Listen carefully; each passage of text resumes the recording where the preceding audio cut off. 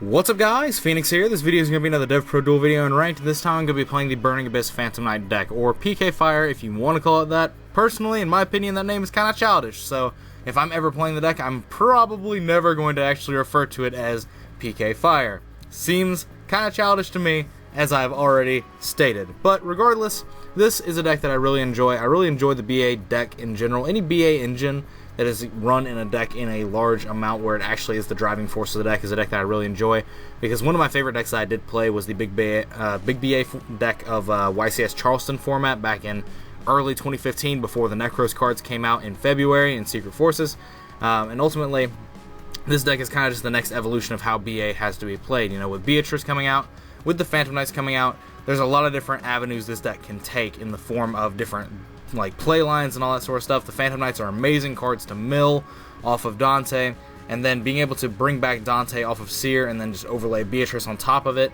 making it 2500, and then effectively summoning another trap in the form of Beatrice being able to send Alec and Farfa is something that I think is just really, really good. It's one of those things that I really enjoy about decks. If they are able to functionally make their own traps while also playing traps, that's great. They can play traps or they can not play traps. It's kind of like indifferent to me. But if they're able to summon traps, if their engine is capable of generating defensive lines, that is something that is a really big appeal to me, because, you know, it allows your deck to be more inherently consistent because you have to play less defensive cards, and you have searchable defensive cards in this deck in the form of, you know, Fogblade. You can make Beatrice and send Farfa and Alec, like I've already stated. Like, there's all these different things that you have in terms of generatable defense lines and play lines. And then the rank 3 pool has just kind of never been better than it is now, like with the access of Break Sword, Leviair, Grand Pulse, and then we have F-Zero on top of that to answer things like Dark Destroyers and non-targetables. This deck is ultimately really, really good, and I really like playing it, and honestly, it looks really weird on paper until you actually play it. These decks are very, very much something that if you don't know how the deck functions, they would look weird to you on paper, but as soon as you start getting good with the deck, you will understand exactly why every card is there, why it has its place, why its function is what it is, and how the deck is capable of actually playing well, because it is one of the most consistent decks in the format, because unlike Monarchs, Dracopals, and Cosmos, where you need to have like specific hands of things to play, this deck you literally only need 2 BA monsters, and that makes Dante, and that starts your engine moving. And, you know, you have to be lucky sometimes to win tournaments, and this deck milling cards, milling BAs, allows you the highest chance of getting lucky out of the other decks in the format, because of the fact that you're seeing more cards, thus having more chances of getting lucky, stuff like that. But anyway, that's enough rambling on why I just love the BA deck, but other than that, let's just jump into the game that I got for this video. Alright, so going into the game, I end up winning Rock, Paper, Scissors and choosing to go first, which was kind of neat, but I doubt it was actually relevant because my opponent ended up being, you know, a Mermail Atlantean player, and as such probably would have let me go first regardless of whether or not I won Rock, Paper, Scissors, because that is the deck's core strategy, is to just summon Neptibus and try to win. I just don't think it's a great meta call for this format because there's way too much adversity against you in the form of demise decks. You know, Beatrice lets you access Farfa with this deck so readily, and stuff like that. But I have Terratop in my hand, which is great because I just get to make a free Dante by special summoning and special summoning Tarkentonborg that I search. And I end up milling Farfa, Barbar, and Ragged Gloves, which is actually just really, really good. The gloves itself is very good being in my grave. So I banish it and use it to send Ancient Cloak to my grave, which I can then use that to banish and search for a Silent Boots, and that allows me to normal summon the Silent Boots in my hand and then special summon the other copy of Silent Boots and make another Dante. Start my turn with another Dante, and then I'm able to, you know, make Beatrice with this Libic in my hand. Now, another line of play I could have potentially gone down would have been to Foolish Burial, say the Cloak, and then use the gloves to send Fogblade to grave, and then I could have banished Fogblade, special summoned Cloak, special Silent Boots, and done a play in that sort of fashion. But ultimately, I felt like it was just a better line of play to do it this way because of the fact that it would just allow me to save the Foolish for Scarm if I didn't hit Scarm off of one of my Dantes, which I ended up not doing. So I used Foolish for Graph and used it to float Scarm. Honestly, there probably was no difference between me just sending Scarm directly, since I knew I was going to be making Beatrice anyway. But putting the Graph in the graveyard into circulation just seemed really good because I have Twin Twister, which allows me to search for Tour Guide, and then I also have, you know, Dantes that are going to float that Graph back to my hand, which allows me to immediately access Seer off of, you know, Twin Twister if that ends up being the case. So I felt like it was just more ideal for me to send Graph and get Scarm, even though it does take the name out of my deck. But anyway, so I'm able to end with a Beatrice, a Dante, a Fogblade that I search, a Twin Twister, and then a Tour Guide that's searched off of Scarm for the next turn. So that's really, really good. Now he starts with Moray of Greed, shuffling back heavy infantry and gunned, and then 1-for-1s into a Neptibus. So I could get potentially punished here if like he has a second Neptibus in his hand that he can normal summon, but I have Fiendish Chain for something like Megalo, so Megalo can't hit me for massive amounts of damage, and honestly I feel like that's fine. And I also have Fiendish Chain set in the form of Fog Blade, like for like Duel or anything like that, if that ended up being relevant off instant fusion, stuff like that. But so I end up just detaching Dante, sending Farfa off of Beatrice and banishing his Neptibus, and he just ends his turn straight. And off of the Dante, I add back Seer that's in my grave, and then I'm just able to just keep going. Like, I just have way too many like cards at this point, and he wasn't able to do anything with his turn because his entire strategy revolves around normal summoning that Neptibus, which is one of the reasons why I believe that Mermail is definitely not a good meta call at this point. Like, I don't think the deck is nearly playable at all because, as I already said, there's way too much adversity against it, because decks like this one, Beatrice allows you to instantly access Farfa or Alec, and this deck can search Fog Blade, which is Fiendish Chain, which means that your Megalo is not going to be 6,000 damage, it is going to be 0 damage, because anyone smart is going to hold the Fiendish Chain for the Megalo, or until like Marksman targets it off of Megalo, and in which case you still just kind of lose. You can kind of get blown out by that.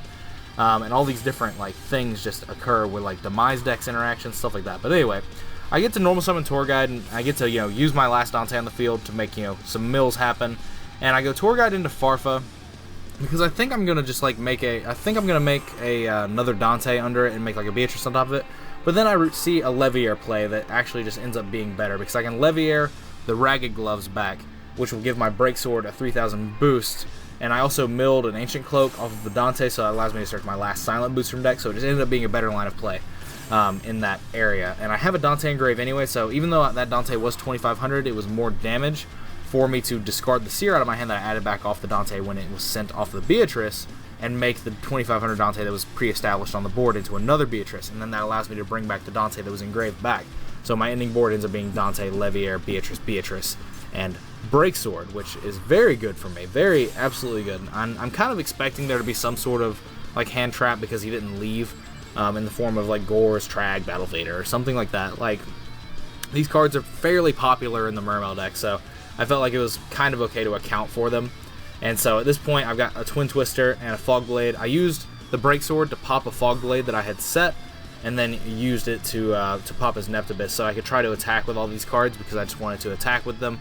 I wanted to do all these different things. I've got Twin Twister still. I've got multiple different outlets of like doing things. I've got a Beatrice with a Dante under it, so I can send Farfa again. I've got a Fog Blade down again. I've got a Twin Twister down in case there ends up being back row. There's a Max C in my hand. Like, there's just multiple different things that just cause this to not be a good situation for my opponent, because like, there's not much you can do about it. And like, the Gore's token isn't big enough to swing over anything other than Leviair. If he puts it into attack mode, I'm able to crash a Beatrice that has no materials on it into it, and then get Pilgrim Dante or Virgil.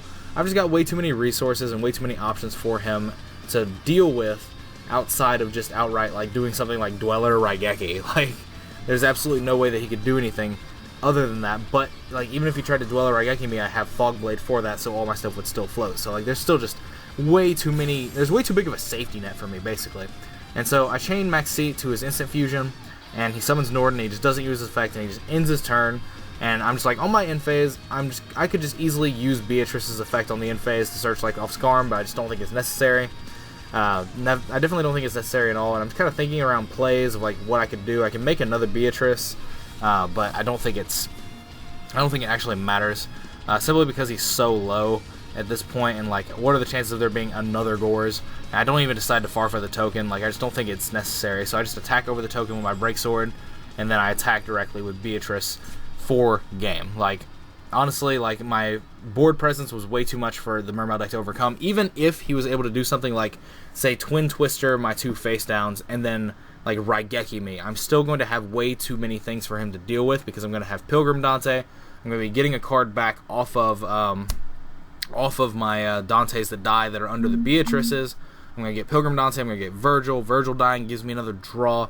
Pilgrim Dante allows me to draw cards by, discarding cards out of my hand, and off of that, I'm going to very clearly get a Farfa back off of Dante, which means I'm going to be able to stop OTKs off Megalo and stuff like that, because I'm going to be able to banish it when it hits the board. There's all these different interactions that come into play, like even losing to Twin Twister, like even Twin Twister Raigeki wouldn't even allow him to win the game there, because it would just allow me to refuel my board and my hand with other cards that are going to stop him in different ways in the form of the Farfa, because there's a Farfa under the Leviair, but I'm obviously not going to use it because there'd be an open board. Like, there's no clear reason to use it.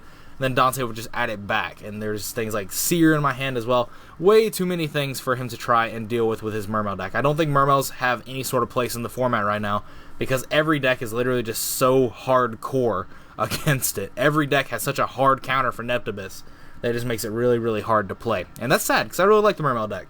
And like, I had a lot of faith in that deck for a long time, but then Card of Demise came out, Beatrice came out, and like, the games that were like auto wins, like against Cosmo and against Burning Abyss, they became very difficult, very hard, and almost impossible to win because of the, you know, introduction of Card of Demise and Beatrice. Different things. Like, it just allowed the format to evolve into a way that hard counters the Mermail deck. But anyway, that's all for this video. As always, guys, thanks for watching. Like, comment, subscribe to all the nonsense you usually do. Links are in the description of my Facebook pages, Facebook fan page, as well as personal Facebook. If you want to check those out, connect with me, chat with me, whatever. Suggest a deck for me to play on the Facebook fan page. All that is up for you to do, and I welcome it.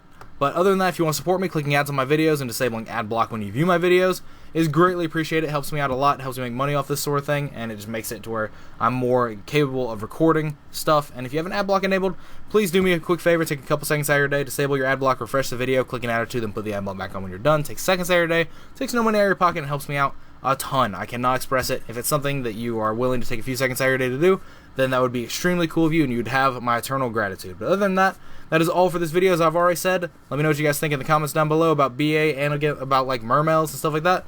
And other than that, as always, guys, take care.